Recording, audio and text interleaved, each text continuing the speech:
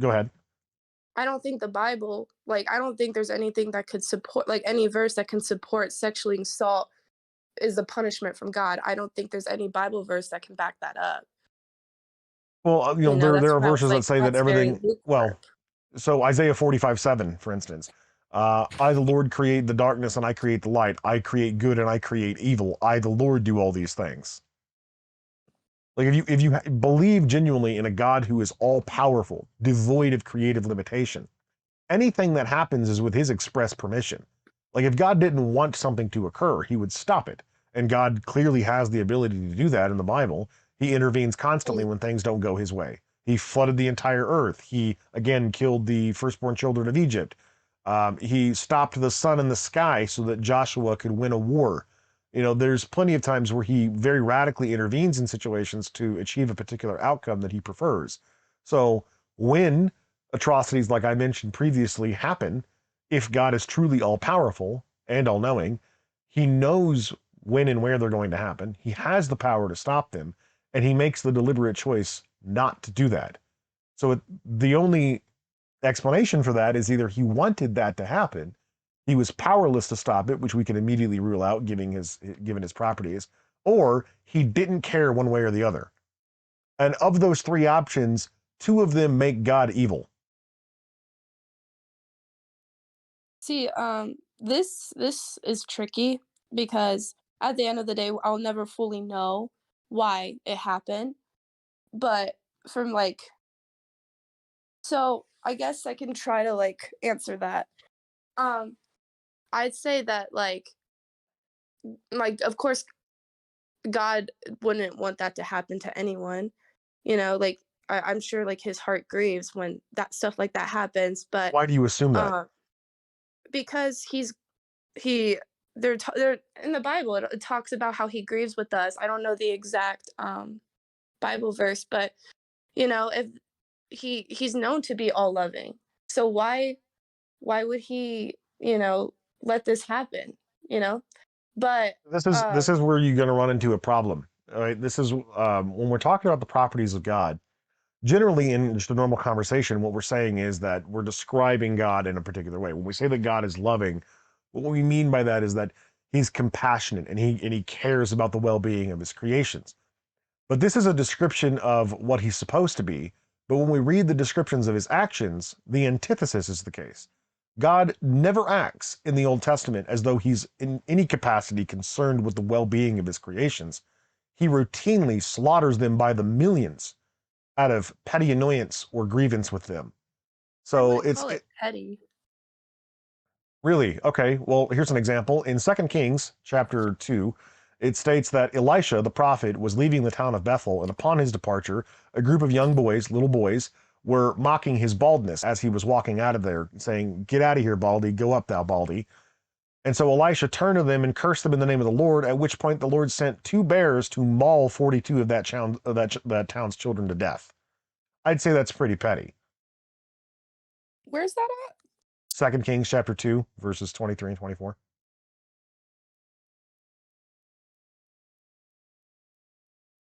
Well, I mean, I'll read that later, but I mean, I can just read it to you right now. I have the I Bible mean, in front yeah, of you me. can. Yeah. Okay. Okay. From there, Elisha went up to Bethel. As he was walking along the road, some little boys came out of the town and jeered at him. "Get out of here, Baldy," they said. "Get out of here, Baldy." He turned around, looked at them, and called down a curse on them in the name of the Lord. Then two bears came out of the woods and mauled 42 of the boys. And he went on to Mount Carmel and from there returned to Samaria. Not even. That's the whole story. Like there's nothing else to the story other than they made fun of him and he had them ripped apart by bears. Um, this is obviously very petty of God to do that. Uh, it's not like these little boys um, were threatening Elisha, right? Because he's walking away from them. They're not intercepting him. They're not going to kick his ass. They're little children. The actual translation of that passage in the Hebrew is ketan ne'ar, which means little boy or small boy. So these are kids, and it reinforces that when it says, "And then the bears tore up 42 of this village's boys or this town's boys." It uses the same phraseology again. There are other instances. For instance, God's condemnation of Samaria. Quote, this is from Hosea chapter 13, verse 15. I will have no compassion, even though he thrives among his brothers. An east wind from the Lord will come, blowing in from the desert. His spring will fail, and his well will dry up. His storehouses will be plundered, and all of its treasures will be taken. The people of Samaria must bear their guilt because they have rebelled against their God. They will fall by the sword. Their little ones will be dashed to the ground, and their pregnant women will be ripped open. That doesn't seem like a loving God to me. So I think people would argue that um well, so I think like yeah, it comes off as God was like angry in the Old Testament, but I personally feel like he had the right to be angry, not with that specific what you shared. That I have to like do more research on because that kind of that shocked me. But I think back then like everybody was, you know, doing things that they shouldn't be doing, but and I know people do that today, but I think like Christians say like, "Oh, like in the New Testament it shifted because like, you know, after having a kid, like that changes you." And the quote unquote kid was Jesus, and Jesus coming to earth was so he could die for our sins, and that kind of takes that kind of changes the whole ball game. But the Old Testament, you know, they didn't have Jesus to rely on. But I feel like Jesus came down, he was like, "All right, you know what? Like let me give you like an ultimatum. Like let me die for you." And I think that changes everything. And I know that's not really like a just like that's not a valid like reply or a good rebuttal, but I have to The, do more research on that. But the problem is just um, at the core level, God is an omnipotent being, according to Christian mm, theology. He's devoid of creative limitation.